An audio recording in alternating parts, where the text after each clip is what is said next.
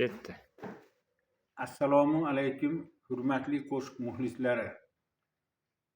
Bugun mana sizlar bilan biz O'zbekiston, Qoraqalpog'iston xalq artisti, O'zbekistonda xizmat ko'rsatgan yoshlar murabbiyi, sevgi va muhabbat kuychisi, lirik qo'shiqlarning mohir ijrochisi, sevimli hofizimiz Xayrulla Lutfullayevning 80 yillik to'yida guvoh bo'lib turibmiz.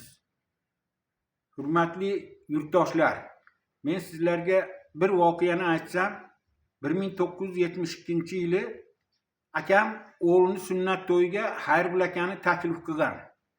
Xayrulla aka 17 kunlik kuyov bo'lishiga qaramasdan kelib, to'yni juda chiroyli o'tkazib bergan. Hatto muxlislar havas qilib o'g'il ko'rganda Xayrulla akani ismini qo'yishgan. Hozir shu yigitlar yaxshi ishlarda ishlab yuribdi. Men endi shu akamizga sihat, salomatlik, oilaviy baxt, nevaralarga bosh bo'lib yurishini tilab qolaman. Ijoddan to'xtamang. Salomat bo'ling.